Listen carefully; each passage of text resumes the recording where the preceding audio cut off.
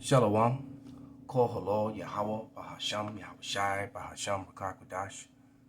Double honors unto the apostles, double honors unto the elder bishops. Salutations to all my fellow laborers doing this work in truth and sincerity, risking their lives and their freedom to do so, now more so than ever.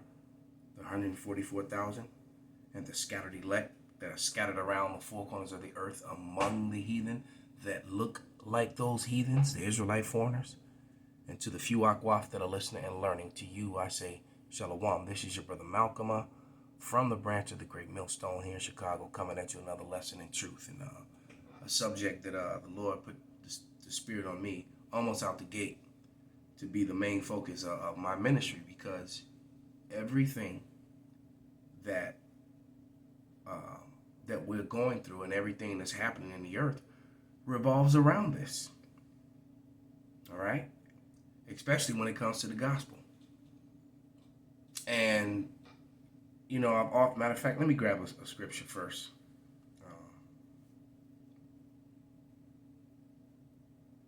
Because the more and more the days go by, the more and more Esau, Edom is exposed, Christianity is exposed, and Judaism is exposed.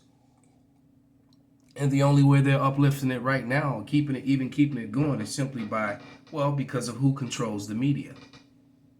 See, if the media was neutral, everyone would see it. And then that's the funny thing, is that the majority of people still see it. They're trying, they're desperately trying to hide it. They just try to discredit the truth no matter what. But what am I looking for here? Believe.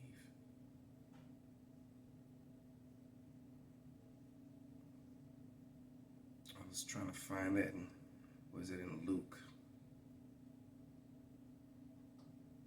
I was trying to find that scripture, a mouth and wisdom. How about this?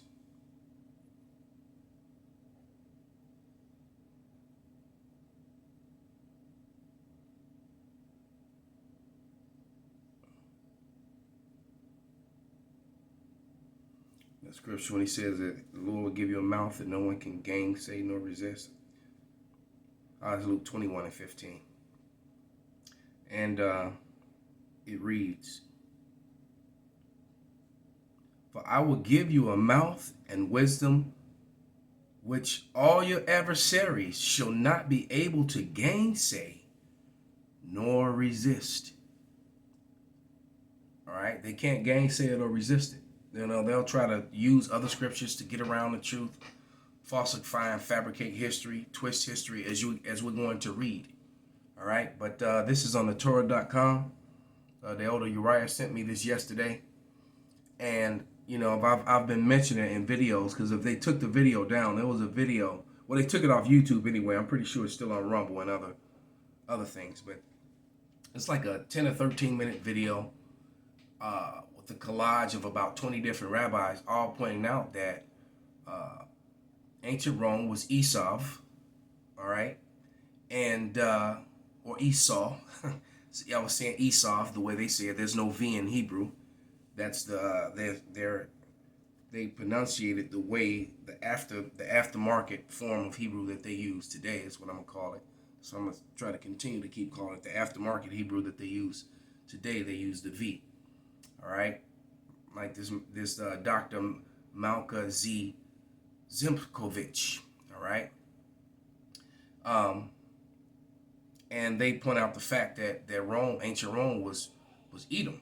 But they throw a couple little things in there that's not true. So remember, when Esau gives you the truth, he also gives you lies. So Esau, the ancestor of Rome, that is true, because through Alexander of Macedon, who's an Amalekite, and an Edomite himself, he and his people, mainly his army, took over the brown-skinned people of Europe, the brown-skinned people of North Africa, and the brown-skinned people of Asia for the most part.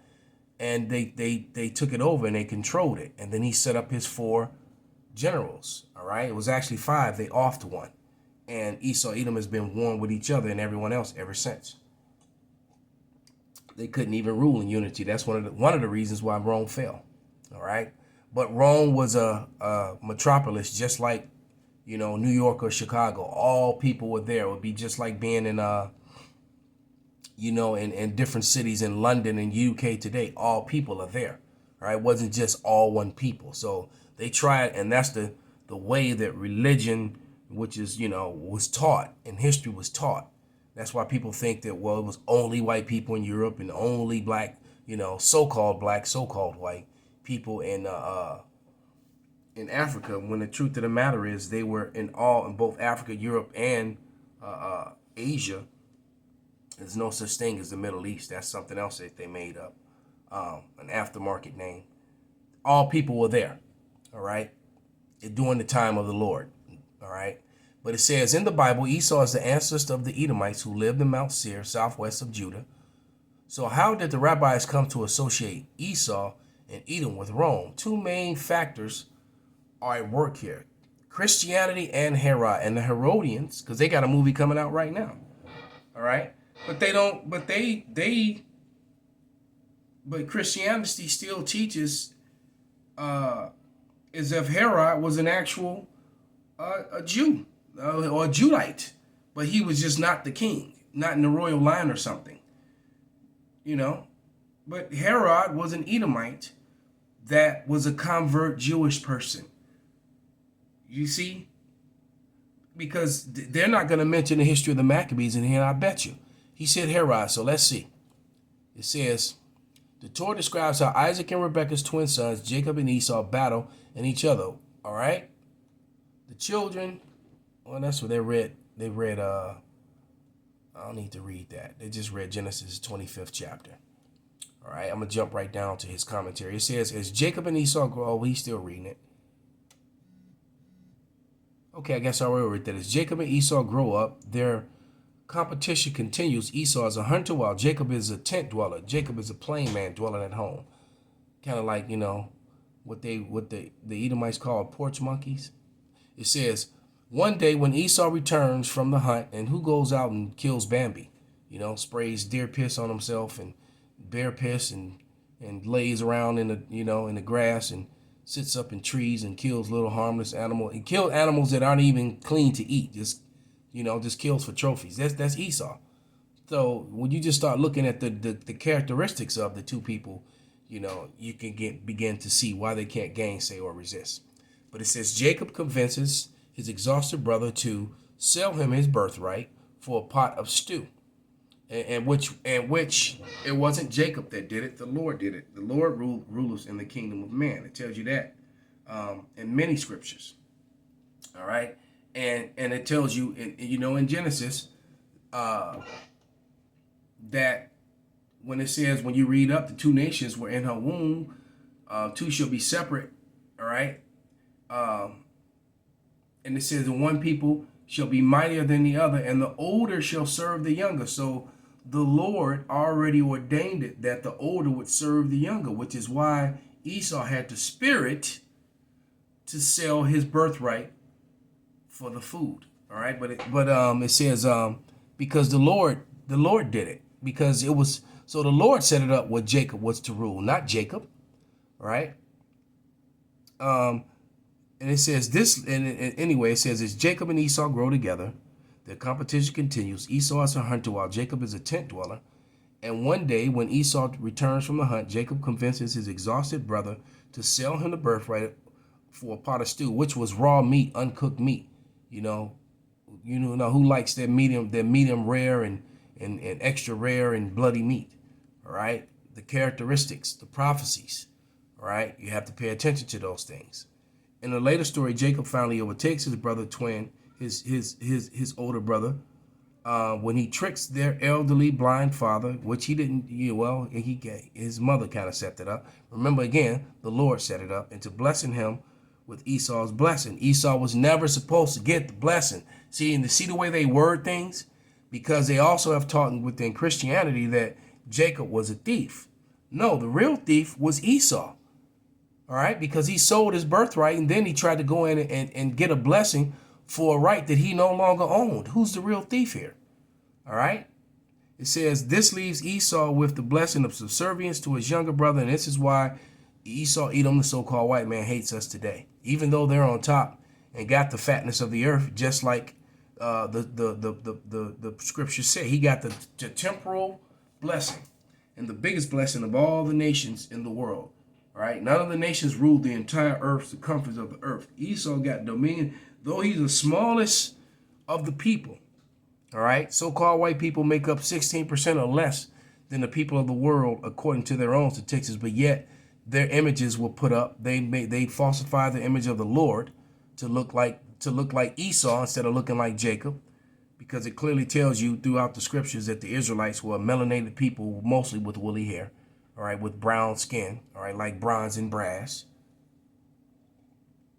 Yet, you know, plays on words and changing of words, you know. Ruddy means is a brownish red. It didn't mean pale, all right? So, anyway, all this stuff is going on. All these things they're saying. Judah and Idum in the Second Temple, Edom and Rome. You know, you can go and read the article for itself, but they're talking around the fact they mentioned Herod, and I'm skimming through the article and nothing about Herod yet. All right. Now we're on the epistle of Barnabas, where, you know, so they didn't say anything about Herod and how Herod was an Edomite who became Jewish, and a whole group of Edomites, you know, could have been hundreds of thousands of them, all right, because they got conquered. All right, over here they got some connection here. Hadrian, the king of Edom, a millennium, steps further to connect Edom to the emperor of Hadrian, who puts down Barakah revolt in Warsaw. All right, so that's some history I didn't know. But nevertheless, okay, after Hadrian, king of Edom, conquered the world, he returned to Rome and said to his officers, I want you to make me a god since I have conquered the world. And they said, but you have not yet established your rule over his gods. The city was his. He went and succeeded to destroy the temple, exiled Israel, and returned to Rome. He said, I didn't know the name Hadrian. It said, I have now destroyed his house and burned his temple and exiled his people. Make me a god. So he said, so this is something that happened with Edomite Romans.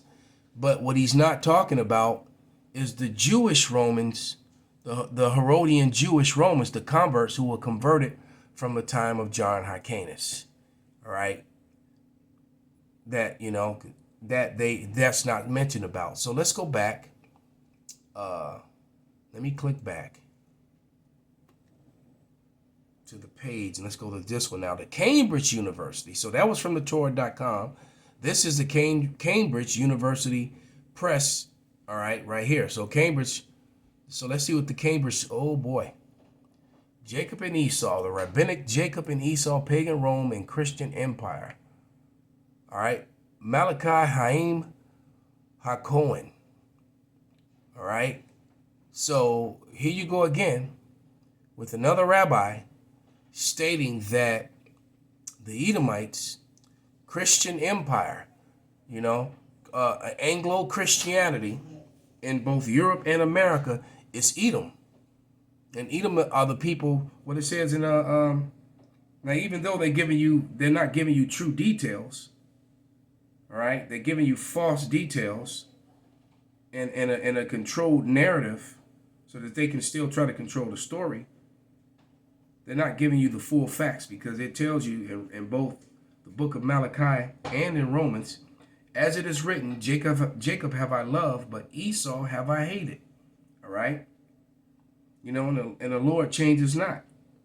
Okay? It tells you that in both the New and the Old Testament.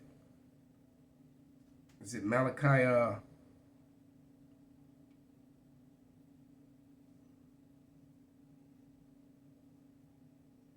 3 and 6? For I am Yahweh, I change not. Therefore ye sons of Jacob are not consumed. Okay? But in Malachi 1, it says, the burden of the word of Yahweh to Israel by Malachi. I have loved you, saith Yahweh, yet ye say, wherein hast thou loved us? Was not Esau Jacob's brother? Saith Yahweh. Yet I loved Jacob, all right, and I hated Esau. Paul was quoting Malachi, all right, and that's all the New Testament is. People try to discredit it, but see what the New Testament and the Apocrypha, all right, which these people conveniently don't like to talk about, all align with each other, and that's how you get your precepts upon precepts. That's how you get understanding. The New Testament isn't a new book with new ideas. The New Testament are the disciples who were all Israelites, every one of them, including Paul. He tells you he was a Roman citizen, but he was an Israelite by blood, by flesh, from the tribe of Benjamin. He tells you that in Romans 11. Duh. All right. And all the New Testament is a book of the disciples who became apostles, all right, teaching the Old Testament. That's why even Yahushua, I mean, that's what they were quoting, as it is written. So that's all the New Testament is the testament of the men of the Lord. The prophets come back, and the prophets teaching the Old Testament and the prophecies. All right, and those prophecies expose that Esau, Edom, is the so-called white man today.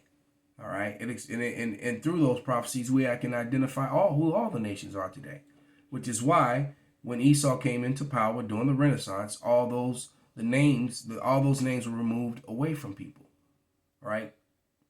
For the most part, okay, because you can connect during the Dark Ages, medieval times, when Jacob was ruling Europe, North Africa, and Asia, like the medieval empire of the Israelites. They were controlling, and because they were on all three continents during the time of the Lord and after. All right, and all the relics that were left behind all throughout Europe, showing you all these dark people. But once they were in rulership and all the churches and things like that. But then once you get to the and many of those images are still in Europe to this day, all right. But everything was whitewashed during the time of the rebirth of Edom, that time when he got loose for the little season, all right? But it says, whereas Edom saith, we are impoverished, but we will return and build the desolate places. Thus saith Yahweh of hosts, they shall build, but I will throw down, and they shall call them the border of wickedness, and the people against whom Yahweh have indignation forever. So he said he hate these people forever. He said he would have war with Amalek from generation to generation. All right. The Lord returns to a world ruled by Edom. And as these rabbis are pointing out, the fact that Christianity is Esau, Edom, that's true. That was set up by Esau, Edom.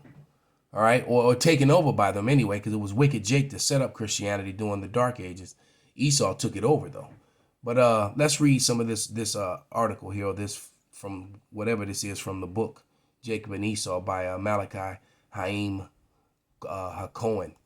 It says, and Jacob and Esau typology arose from national disaster. The Jewish prophets charged, and there weren't any Jewish prophets, right? As a matter of fact, there's no such thing as the Jewish is referring to being prophets, because when you say Jewish, that's talking about the Herodian converts. The Israelites never referred to themselves as Ish, all right. And you can't call someone from the tribe of Levi, from the tribe of Naphtali, from the tribe of Issachar, from the tribe of Reuben, Manasseh, a Jew.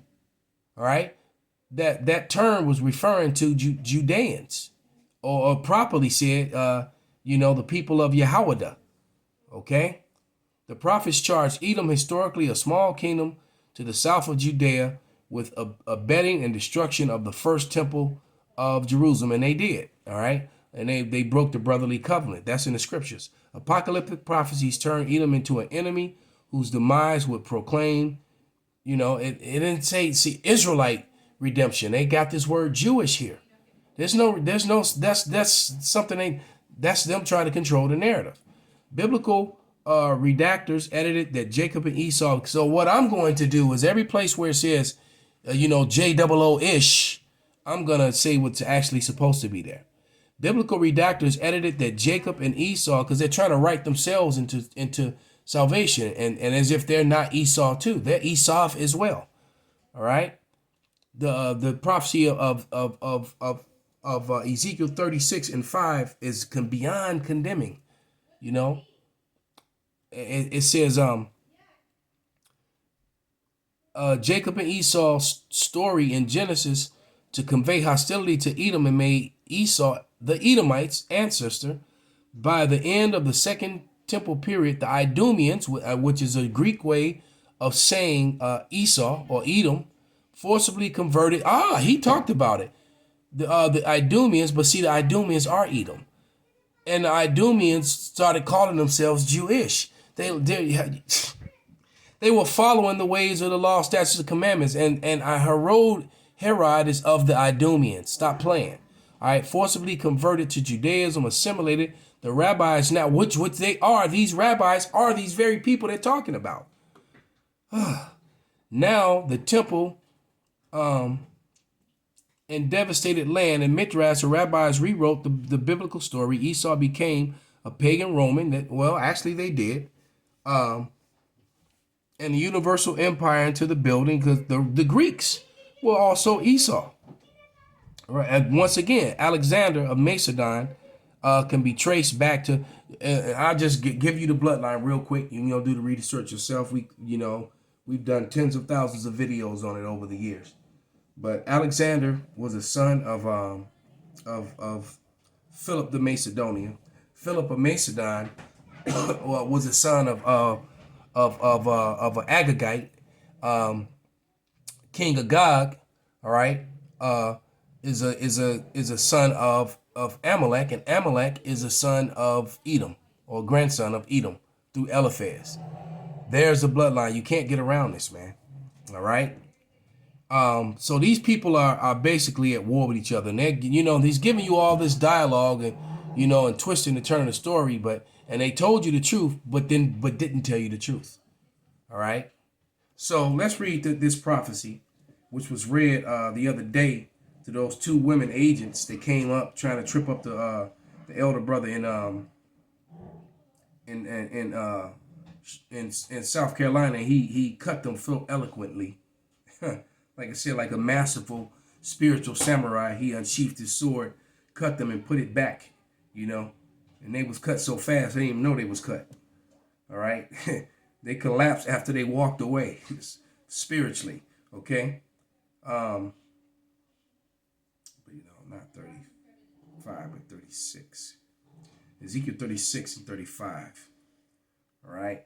And remember, the scriptures clearly say that when Israel, when it says when Judah and Israel, meaning the entire of all of the Israelites, they all go back to the homeland together, not just Judah and Levi.